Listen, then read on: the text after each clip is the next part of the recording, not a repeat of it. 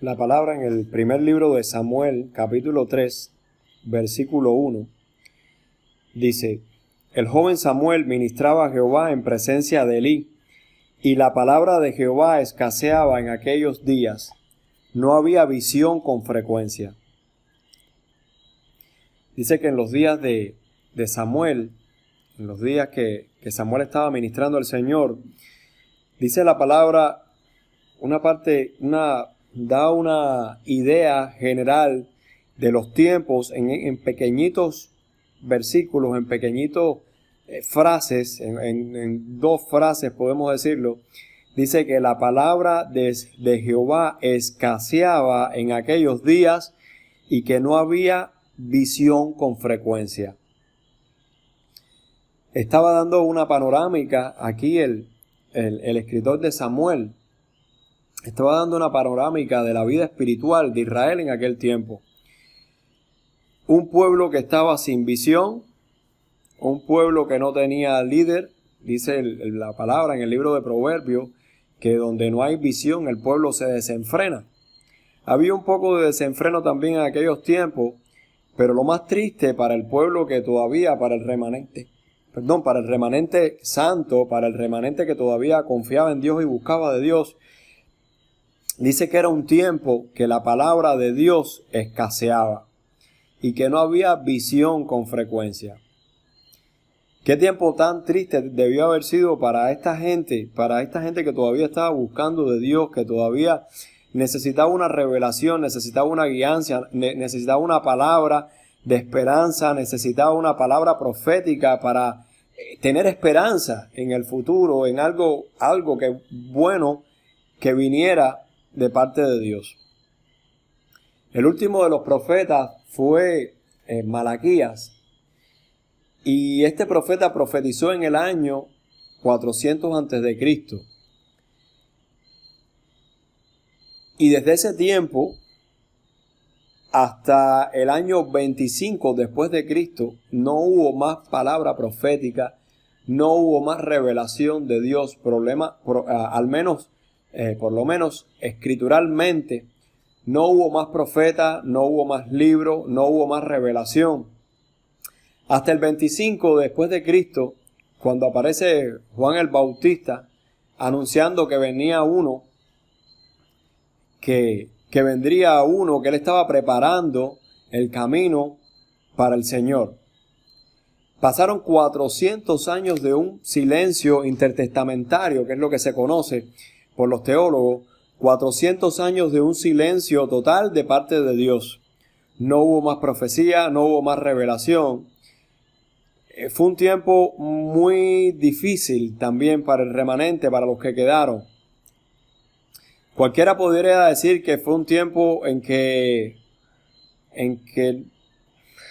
pudieran decir que no hubo revelación también, que escaseaba la palabra de Dios.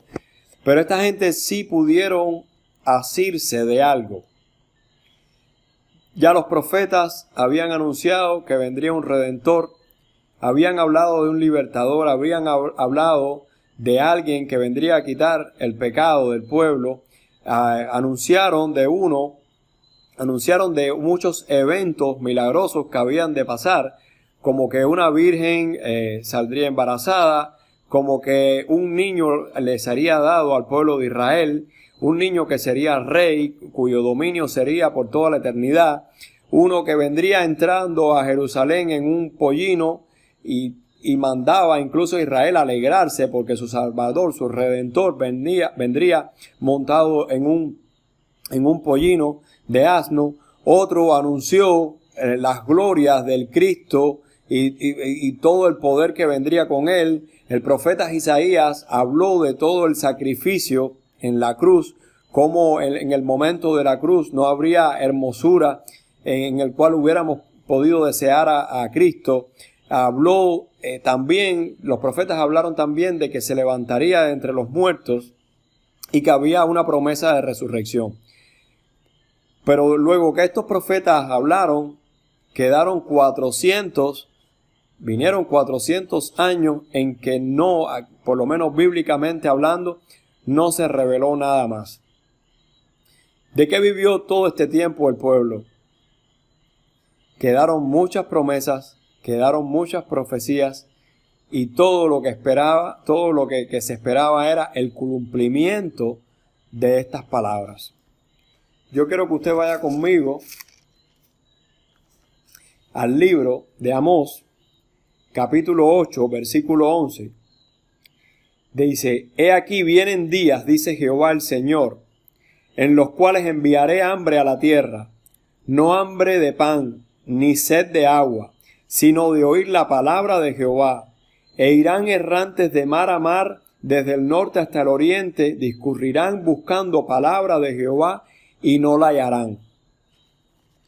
No puedo decirles certeramente si esta palabra es para el tiempo de hoy. No sé, yo diría que todavía el cumplimiento total de esta palabra no ha sido manifestado.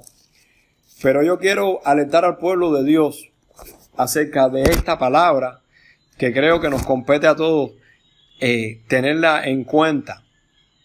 Porque si bien en estos 400 años de silencio intertestamentario, el pueblo no anduvo, cualquiera podría decir, cuando Jesús vio al pueblo de Israel, tuvo compasión de ellos porque lo vio como que eran ovejas que no tenían pastor.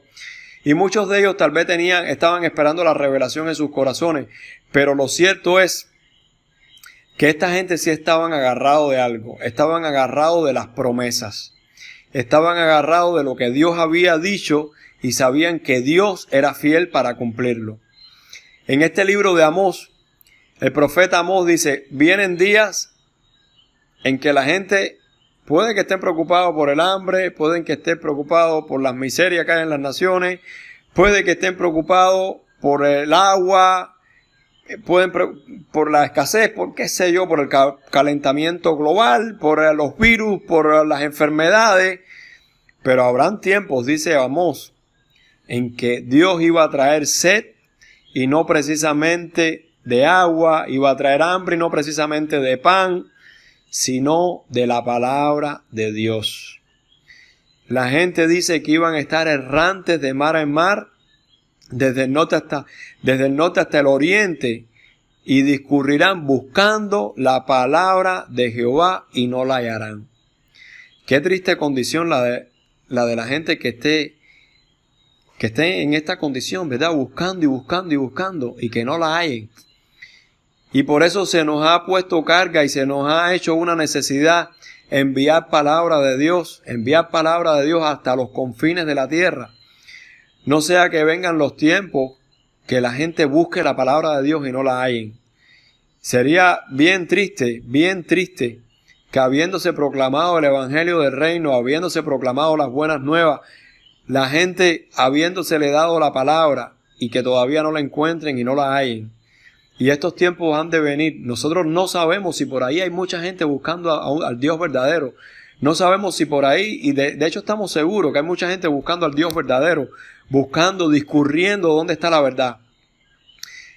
Pero a nosotros se nos es dada carga con esto de llevar la palabra de Dios en estos tiempos tan difíciles, porque están viniendo tiempos de hambre, de necesidades, de enfermedades, de plagas, pero lo que sí no puede escasear en estos tiempos, y la iglesia es bien responsable con esto, que no falte la palabra de Dios. Cuando Jesús estuvo en su semana de la pasión, se cuenta que el lunes estuvo sacando fuera a los mercaderes que estaban en el templo. El segundo día entonces confronta a los fariseos sobre la autoridad de los fariseos, pago de los tributos, los denuncia, incluso el martes hace el discurso del Monte de los Olivos, pero el miércoles no se cuenta nada que haya hecho Jesús. Fue un día de silencio de Dios, fue un día en que Dios se aquietó. Jesús ese día no hubo milagro, no hubo palabra, no hubo profecía, no hubo reprensiones. Hubo un silencio de parte de Dios, porque algo grande iba a acontecer. Iba algo grande a suceder, algo que había sido esperado durante mucho tiempo.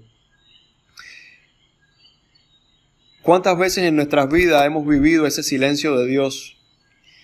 Que hemos dicho, Señor, ¿hasta cuándo? ¿Hasta cuándo?